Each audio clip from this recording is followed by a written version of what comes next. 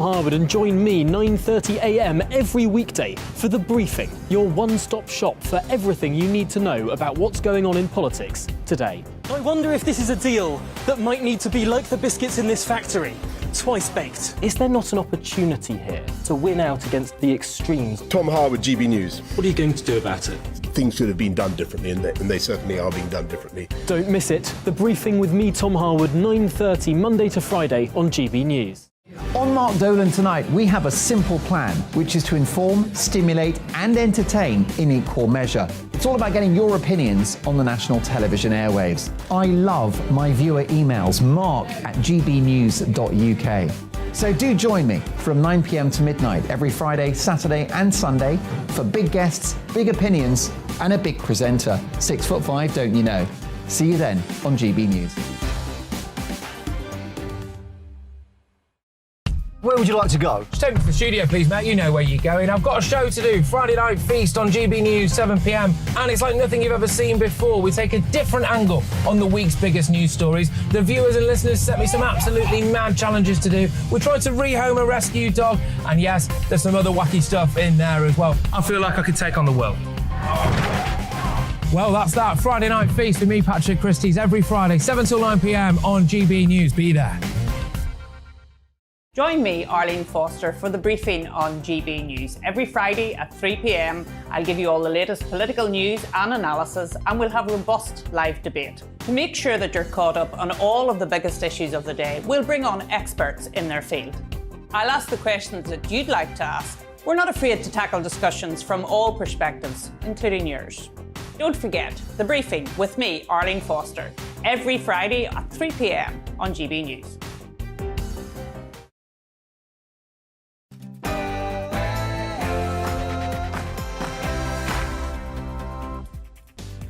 Good morning, it's 9:30 and this is The Briefing with me, Emily Carver, sitting in for Tom Harwood on your TV and radio. I'll be bringing you all the latest from Westminster and Stormont, but first, your morning news.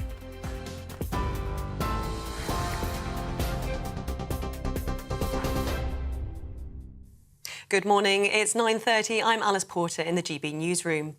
Northern Ireland is on course for a pre-Christmas snap election as the deadline to restore the government at Stormont passed overnight. There's been no fully functioning devolved government since February. The Northern Ireland Secretary, Chris Heaton-Harris, will now call for an election to be held within 12 weeks. He's expected to lay out his plan later today. The DUP is blocking the restoration of power sharing in its protest against the Northern Ireland Protocol.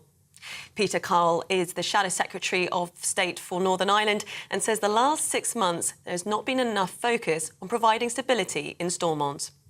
Now things have got quite dysfunctional because, unfortunately, in the 6 months that we have had since the last set of elections, we've had 3 Prime Ministers, 3 Secretaries of State for Northern Ireland and no negotiations or progress on the protocol. So all of the fundamentals that underpin peace, prosperity and progress in Northern Ireland just haven't been there. And also a crucial relationship that we don't talk enough about is the relationship between the Irish government and the UK government, which has reached an all-time low in recent months.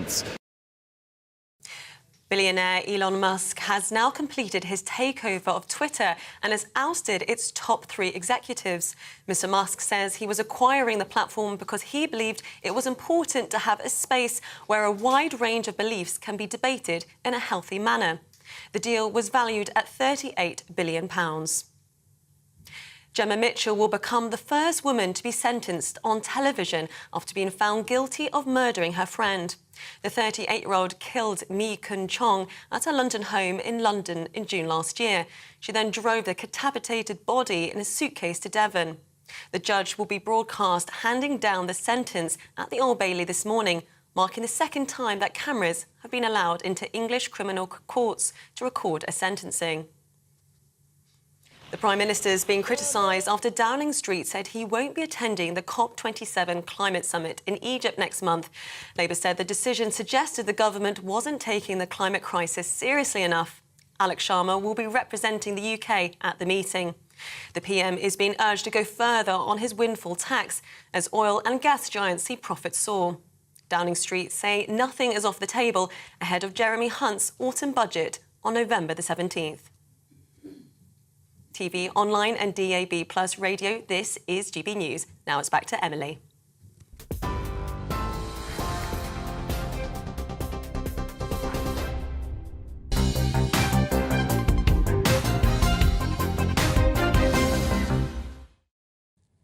Good morning, it's 9:30 and this is The Briefing with me, Emily Carver, on your TV, radio and online. Well, what a week it's been in Westminster. It's starting to feel like we say that every week, but let's take a quick recap. On Monday, yes, Monday, Boris Johnson pulled out of the race to become Tory party leader, followed shortly thereafter by Penny Mordaunt. On Tuesday, Rishi Sunak became Prime Minister of the United Kingdom. The reshuffle then began with 18 of Truss's cabinet, including her, axed. On Wednesday, during his first PMQs, Sunak pledged a return to the 2019 Tory manifesto, reintroducing the fracking ban and dismantling those key tax-cutting policies that came to define Trussonomics, however briefly. And yesterday, it became apparent that the political stalemate in Northern Ireland would necessitate intervention from Westminster. Lots to get stuck into. Let's dive right in. So, Olivia, we're going to go to you. We're going to be going to Richard Holden very quickly. Richard Holden in a few moments or so, although actually I think he may not be coming to us. So, Olivia, can you bring us up to date in terms of what the government is feeling right now? We've seen the latest polling. Sunak has got a little bit of a bounce, which is nice for him, but we've also seen reports that the Prime Minister and the Chancellor are now looking at 50 billion of tax rises and public spending cuts. Do you think that popularity might be short-lived? Well, I think a little bounce is the operative word there. It's not a huge bounce. And as you say, it does feel a little bit as though this party unity that we've heard so much about in the last few days might fracture very soon. I think perhaps we should take these £50 billion briefings with a bit of a pinch of salt, because at this stage before the budget, the Prime Minister and the Chancellor are very much in sort of expectation management mode. And we do know that obviously the situation has improved somewhat because the price of gas has fallen a little bit and the markets have been reassured by Sunak, and we've seen a drop in the price of the interest rates that we paying back on our debt. That said, it is a very grave situation. We are going to see big public spending cuts and big tax rises. And I think what's politically so interesting about this is the Labour are going to try and force through a vote, I gather, on every single issue in the fiscal statement. So if you cast your mind back to the fracking fiasco last week, can't believe it was only last week, Labour managed to force through this Opposition Day motion and make Conservative MPs decide whether they wanted to vote with the government or vote against fracking. And they were under big pressure from their constituents. Constituents don't much like fracking in the area. So they were under huge pressure from their constituents to vote against the government. And it proved a huge problem. Now imagine that you've got Labour pushing through a vote on every issue. So you've got Labour saying, Conservatives, do you want to cut health spending, cut defence spending, cut education spending? And the Conservatives, if they want to be loyal to the government, saying yes. They are not going to want their constituents turning on the 6 o'clock news and seeing your MP has voted for a big cut in education spending or health spending. So I think that could prove very, very politically difficult for the Prime Minister. You've also got, those in those of Truss's mindset, Ian Duncan-Smith among them, saying that huge cuts in public spending is not conducive to growth. If you're talking about cutting big infrastructure projects, then that doesn't really fit in with a kind of pro-growth manifesto. So you could see those on both the sort of left of the party and the right of the party beginning to turn their backs on Sunak. So we could find that this party unity is miles wide but inches deep. Yes, because of course one of the criticisms levelled at Liz Truss for all her faults, one of the main criticisms was that she was was having a bit of cakeism, wasn't she? She was pretending, perhaps, that we could keep spending at the same level and also have considerable tax cuts at the same time. But I wonder if our viewers are a little bit worried that Rishi Sunak is completely reversing that and that a growth strategy has been put on the back burner in favour of what one could call abacus economics, trying to balance the books, but perhaps not putting through any supply-side reforms reforms or any tax cuts that could actually boost the economy longer term? Yeah, I think people will be very worried about that, and it does already look as though some supply-side reforms are being dropped. Then you've got something like the windfall tax. Fracking, of course, a big one that many people who watch us are very much in favour of. They believe at a time of an energy crisis, the last thing you want to do is cut off domestic supply options. Should be doing absolutely everything you can to get as much domestic energy as possible. Yes, I think that's going to be a huge concern for people, and I think that yes, you've got to. Liz Truss, who did too much too quickly, I think we can all basically agree. And now you could have Rishi Sunak and Jeremy Hunt doing too little too slowly. I think the only caveat to that is, from what I've heard, Jeremy Hunt is very much in favour of sort of abacus economics and wants to sort of reassure the markets, placate the markets in real time. So every time there's a sort of dip in market confidence, he'll want to do something to mitigate against that. And his budget that was planned for the 31st of October was, as he put it, eye-wateringly drastic. I think Rishi Sunak, there was a very interesting piece by Fraser Nelson and James Forsyth said something similar, and obviously these are men who know Rishi Sunak well and are very close up to this. Rishi Sunak is a bit less, he's very interested in fiscal conservatism, but he's not quite so sort of abacus-focused as Jeremy Hunt. And his sort of vibe, we talk about politics by vibe now, is to reassure the markets by just competence. Yes. And he won't worry too much about small holes in the public finances here and there, as long as you can get a narrative going that Britain is trying and doing everything in its power to try and fill that hole in. So I think the fact that the budget has been delayed by a few weeks is a promising sign, and I think it's very good that, you know, Rishi Sunak is, if this is true, pushing back a little bit against Jeremy Hunt, and I think it's possible that there is some sort of sweet spot compromise to be found. Yes, now I've seen a couple of toe-curling interviews with Rishi Sunak, not on Rishi Sunak's part, I must say, on the interviewer's part, going on and on and on about his background, whether he's fit for office because he can't understand the plight of normal people, whether he was even, whether he felt out of place going to the school that he did, which of course was a public boarding school, very expensive school in terms of school fees, and all of this attacking on his background, and of course he's married to a billionaire. Do you think that sort of thing is sticking with the public, or do you think it's a desperate attempt from Labour to sort of distract actually from the policy and from the fact that he does appear to the public to be competent? They'll go after the fact that he's rich. Well, I think it's very hard to say yet, and I think that, you know, we could see a huge scythe through public finances, and if you have, you know, finding out that your child's school is going to have less funding per pupil than it was last year, or that the NHS waiting list extends, you could see anger building, and then that could sort of turn into a backlash against the Prime Minister for being very rich. On the other hand, I think it's quite possible that this does sound like an increasingly desperate attempt from Labour. And I've seen some sort of leaked attack lines from, I think it was in The Guardian, from what Keir Starmer is briefing his MPs to sort of say about Rishi Sunak. And it's interesting because Labour knows that it's going to be a lot more difficult for them. There are far fewer attack lines.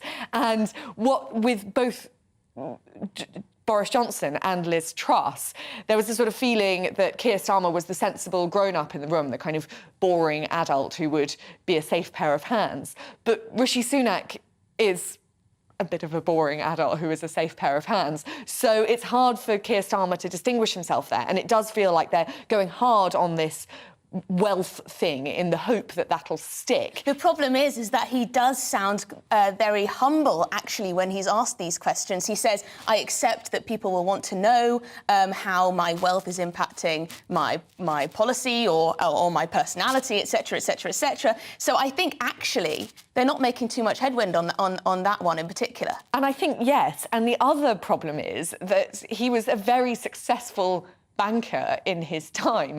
And I actually think there are plenty of people who think, yes, I want someone who is able to make themselves rich, to try and make the country rich. I want someone who deeply understands finance and economics to be in charge of the country at this very difficult time. So in some ways, although that can't be said for, you know, his wife's inherited wealth, but his own wealth might in some ways be a bit of a benefit to him. I would just say that one of the attack lines has been that education spending has gone down in schools. It hasn't gone down, it's gone down per student, and I think that is because there's been a meteoric rise in the number of primary school pupils in particular going through our system, which of course will eat into that per pupil number there, due, of course, to immigration and such things. So we're going to go to the People's Poll now. This is something that GB News has done for us today.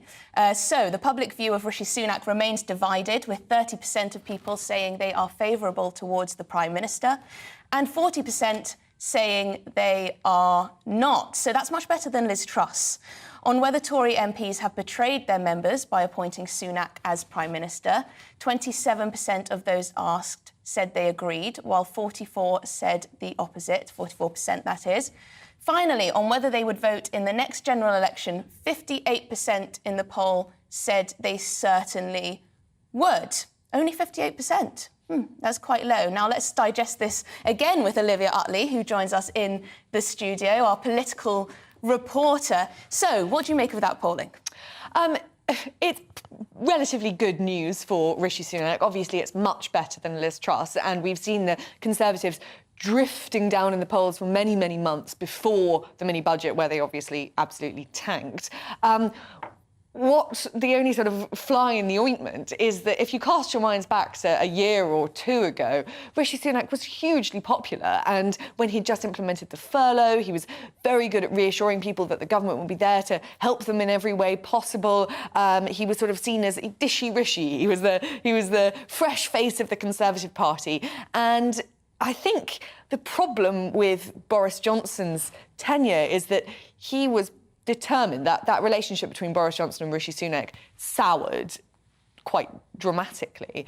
And in some ways, I think Boris Johnson sort of brought Rishi Sunak down with him. Obviously, Rishi Sunak was implicated in the Partygate scandal, if we can call it that. And that, you know, even though Rishi Sunak is not really known to be a kind of party animal, and most people thought that he was in the wrong place at the wrong time, that was the time when his poll rating started going down. And then, obviously, there was the non-dom tax, his wife, etc. And I don't think Boris Johnson did a huge amount to try and help him out there. So his poll ratings were a lot worse than they were, but a bit better than Liz Truss. And I think there is a sort of general sense definitely in the Conservative Party, among Conservative Party members, but possibly in the country at large, that we should give him a chance. We've had so much instability that the only thing we can do now is give this man a bit of a go, which I think makes things quite tricky for Labour, because their big attack line has been, we want a general election now. And actually, I think appetite for a general election is wearing pretty thin, because people are bored of the Westminster cycle. Yes, when Starmer was calling for a general election at PMQs this week, it did seem like the wind was out of his wings somewhat. It did seem a little bit not the right time now. People want to give Rishi Sunak a chance, and it's interesting because you see from people who are Labour supporters that they say, I want a general election and I want Labour in power, I don't want to vote for the Tories, but actually I quite like Rishi Sunak. But how long that will last, I don't know. But there is other polling out today that has shown that Sunak leads Starmer by 1% in terms of which of the following do British voters think would be the best Prime Minister for the UK. Rishi Sunak 39%, Keir Starmer 38%. That's from Redfield and Wilton Strategies, which is another polling firm. So people seem to be giving Rishi Sunak the benefit of the doubt. Let's see if spending cuts come our way.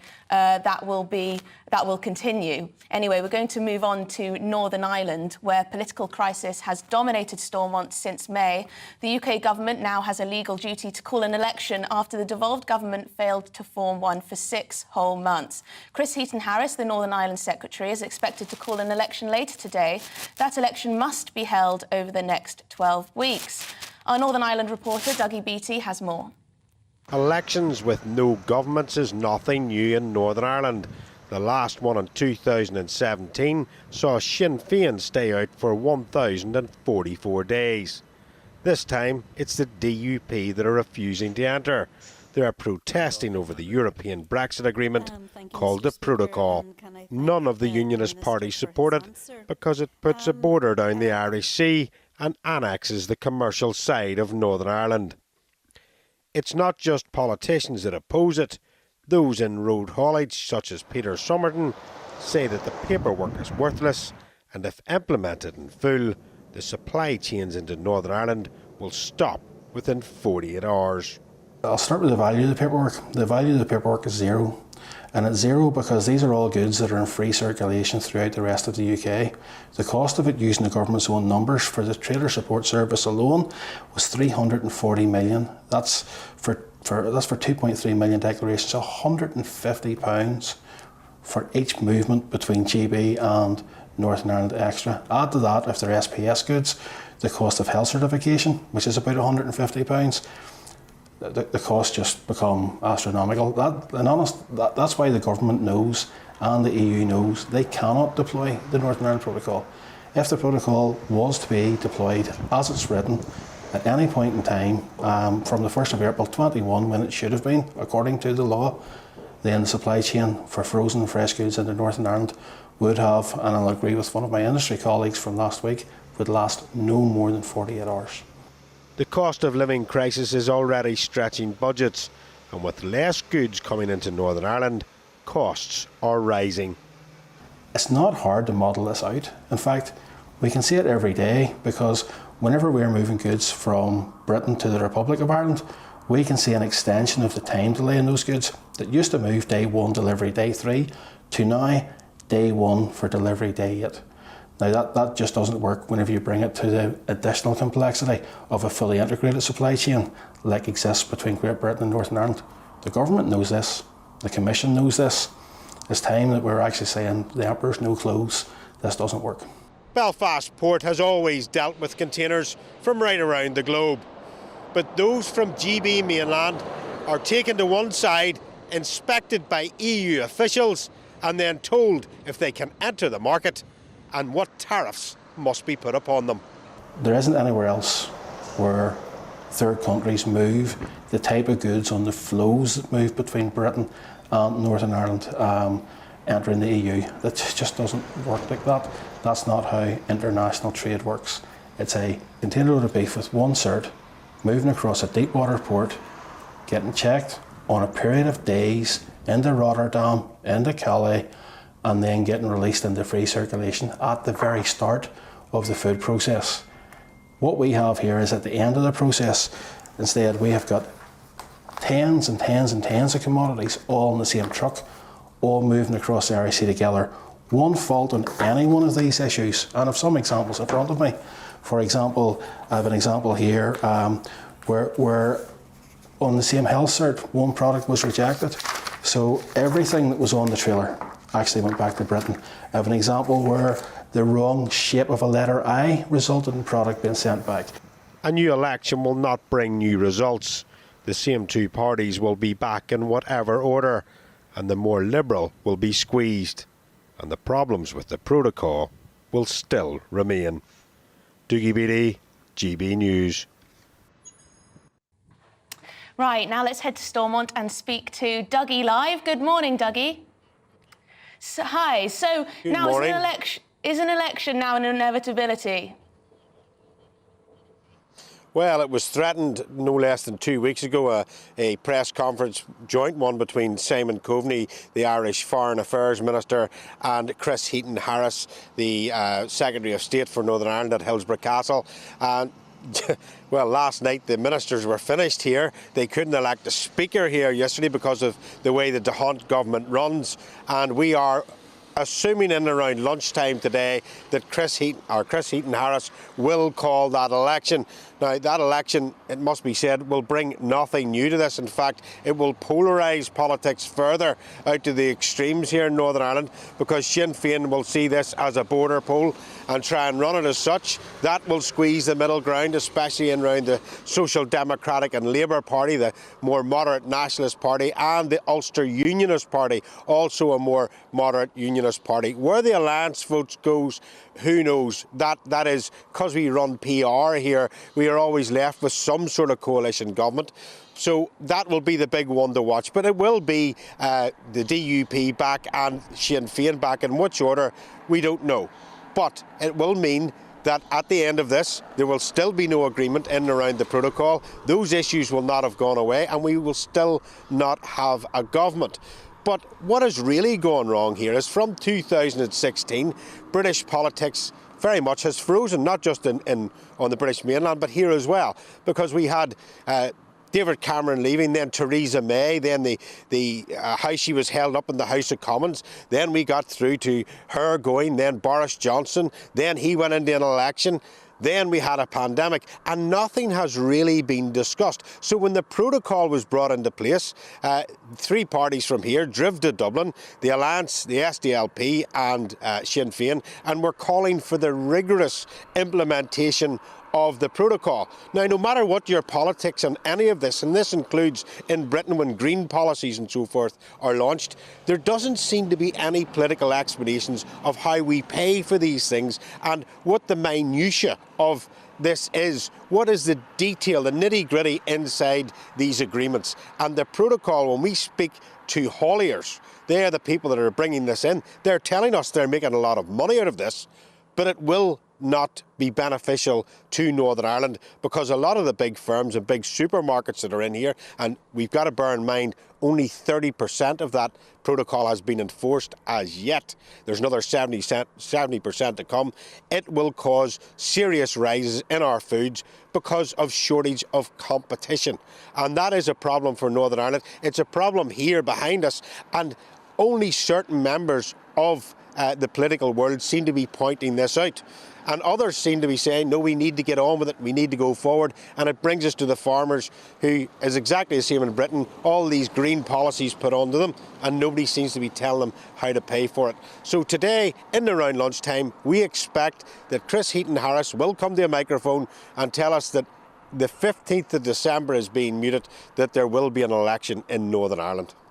Now, as you say, just very quickly, the Northern Ireland Protocol is the sticking point here, or one of the major sticking points. What confidence is there in Rishi Sunak in the Westminster government to sort this out? Well, there was quite a lot of confidence in him, but the fact that he has called, well, Chris Heaton-Harris has said that we're going for an election, really says to the unionist population, well, we're going to try and push at the weakest link to push this protocol forward. We're not interested in trying to sort it out. We're just going to try and push it through, and unionism is going to have to just deal with it in its best way possible. So therefore, Rishi Sunak in his first test through Chris Heaton-Harris has not done very well in amongst unionist communities here in Northern Ireland. Very much, Doogie Beattie there, Northern Ireland reporter for GB News. Now, coming up to carry on your Friday morning, it's Esther and Phil. Thank you for joining me on The Briefing this morning, standing in for Tom Harwood, of course, who will be back on your screens on Monday morning. Hello, good morning. I'm Aidan McGivern from the Met Office. Rain moving north today, grey skies accompanying the wet weather, but brightening up later from the south. And it will be warm once again for many. That warmth arriving across British shores from the south-southwest. But what's also arriving with the warmth is wet weather. That wet weather now already into western parts of the country, courtesy of an active cold front. So a wet start for much of the west, but especially western Scotland, Northern Ireland. A few hours of particularly heavy rain here could cause some trouble on the roads, I think. Nevertheless, the rain across England, Wales, Northern Ireland clears up by the afternoon. Brighter skies follow here. It pushes into central and northern Scotland, and it stays breezy across the UK. But that breeze, coming from the warm direction of the southwest, brings temperatures into the high teens, perhaps even low 20s.